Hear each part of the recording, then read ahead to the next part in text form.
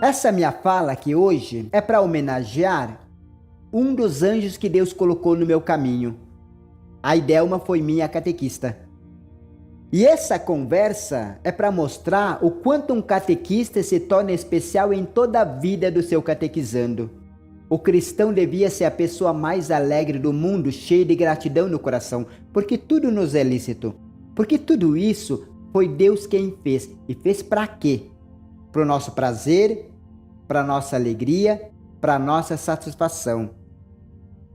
O apóstolo Paulo, ele nos dá um dos conselhos éticos mais importantes que a gente pode ter. Ou seja, que embora tenhamos o livre-arbítrio para decidir as nossas vidas, nem tudo nos convém. E com certeza a prática da imoralidade é uma dessas coisas que não convém. Há uma frase antiga que diz que num país como o nosso, só os canalhas dormem tranquilo. Essa ideia de inquietação ética, ou seja, que perturba a tranquilidade do nosso cotidiano, é importante para, de uma forma mais direta, a gente lidar com aquilo que difere da ciência.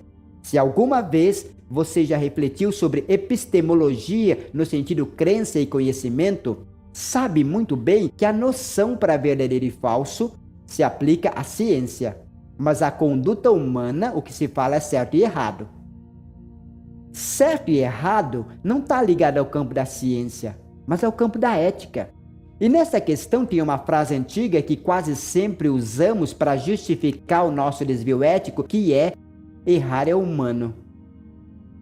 Atribuindo ao erro uma obrigatoriedade, produzindo aí aquilo que é uma certa inversão, porque embora de fato errar seja humano, o humano não é errar, isto é, não é da essência do humano errar. O erro, entendido como um desvio ético, no meu ponto de vista, ele é uma escolha. E nesse ponto de vista está ligada a ideia de liberdade. Por isso eu gosto sempre de lembrar que a ética, ela é um conjunto de valores e princípios que nós usamos para decidirmos sobre as três grandes questões da vida. Você e eu, nós temos três grandes questões na vida que são quero, posso e devo. Tem coisas que eu quero, mas não posso. Coisas que eu posso e não devo. E coisas que eu devo e não quero. Quero e não posso. Posso e não devo. Devo e não quero. A isso nós chamamos de dilemas. Dilemas éticos são resolvidos quando você tem um princípio que ilumina a sua conduta. Esse princípio pode ser religioso, pode ser um princípio de convivência humana, talvez um princípio ideológico. A grande questão de Dostoiévski, o grande escritor russo que se eternizou ao mergulhar na alma humana quando ele questiona se Deus não existe, então tudo é permitido, ou seja, se não há um benefício para o bem e uma punição para o mal, para que ser bom? Nós católicos encontramos na nossa religião um fundamento através da morte e do amor de Cristo por nós, uma aparente e possível solução do dilema.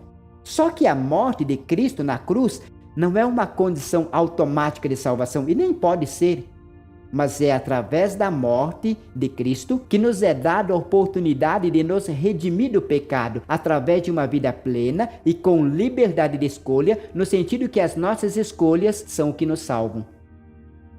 Há uma frase que diz assim: honre o pai. Mas o pai pode nos dar uma sugestão que colide com outro ensinamento. Agora, qual é o racional para usarmos o termo da ciência de solução do dilema? Isso nos coloca numa questão muito séria, que é a capacidade de fato de escolha. Volto ao ponto. Embora errar seja humano, humano não é errar. Isto é, não é obrigatório que se erre. O erro no campo da conduta ética é, antes de tudo, uma escolha, uma decisão deliberada, que se não fosse uma decisão racional, visto que temos consciência e capacidade para analisar os nossos atos, erro não era. Há um filme absolutamente terrível, porque é verdadeiro, que foi A Escolha de Sofia, e que conta uma história de horrores lá da Segunda Guerra Mundial, em que uma mãe ela é obrigada a decidir qual dos dois filhos vai viver e qual vai morrer. O título não faz sentido no ponto de vista ético porque no filme não há uma escolha logicamente possível. Por isso, falar em escolha de Sofia é colocar uma impossibilidade ética, porque não há como uma mãe decidir que um filho vive e o outro morre. E partindo desse ponto, eu gosto de falar em dilema, especialmente em relação ao quero, posso e devo. Eu gosto de pensar num grande teórico do cristianismo. Quem conhece um pouquinho da organização da nossa Bíblia, a Bíblia cristã, sabe muito bem que a Bíblia ela tem o seu ponto de equilíbrio num homem que não era cristão. Aliás, Paulo era praticante do judaísmo.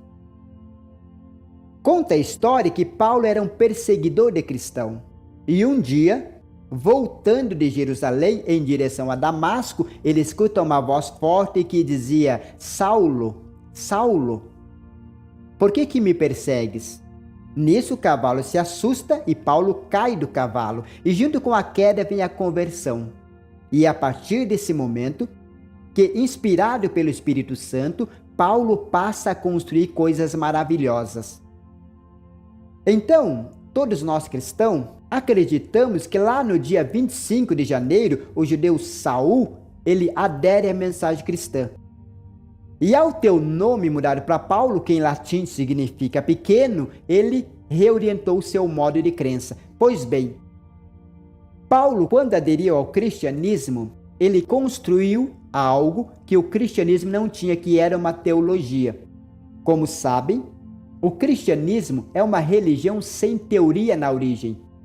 Porque os discípulos de Jesus eram pessoas simples, sem formação acadêmica. Eram pescadores, prostitutas, escravos. Aliás, um pescador naquele tempo, no mundo judaico, ele era o mais pobre dos pobres, porque nem propriedade mínima ele tinha que viver daquilo que era coletivo. Pois bem, não tendo uma teoria original do cristianismo, vai ser então Paulo, alguém com formação escolar dentro do judaísmo, que vai iluminar esta ideia. Paulo, a partir do momento que ele adere à mensagem cristã, ele toma uma decisão. Ele vai escrever cartas para as comunidades de cristãos. Essas comunidades, elas receberão cartas, todas elas sobre ética. Nós cristãos, a gente chama essas cartas de epístolas. Então, todas as cartas de Paulo tratam do tema conduta social. O que deve fazer o cristão da cidade de Corintos? O que faz o de Roma? O que deve fazer o de Tessalônia? O que faz a de Filipe? Todas as cartas de Paulo são sobre ética, isto é, como nós devemos nos comportar para sermos verdadeiros seguidores de Jesus. O mais interessante é talvez a mensagem mais profunda e que aparece lá na primeira carta que Paulo escreveu ao povo da cidade de Corintos. Paulo, no capítulo 6, versículo 12, ele escreveu: tudo me é lícito, mas nem tudo me convém. Tudo me é lícito, mas nem tudo me convém. Eu posso fazer qualquer coisa porque eu sou livre. Só que eu não devo fazer qualquer coisa. Eu até posso, mas não devo. Embora eu possa, o que eu não devo? O que torna imunda a minha trajetória, o que desonra a minha família, aquilo que mancha a minha comunidade, o que é objeto de escândalo. Tudo me é lícito, mas nem tudo me convém. Por isso, um dilema é quando você até pode fazer o que não deve, mas não deve fazer mesmo que possa. É essa a ideia de livre-arbítrio que todo cristão deve ter. É essa clareza que a minha catequista e eterna amiga Idelma me ensinou.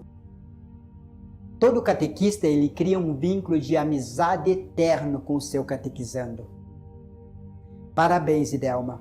Obrigado por tudo que você fez por mim.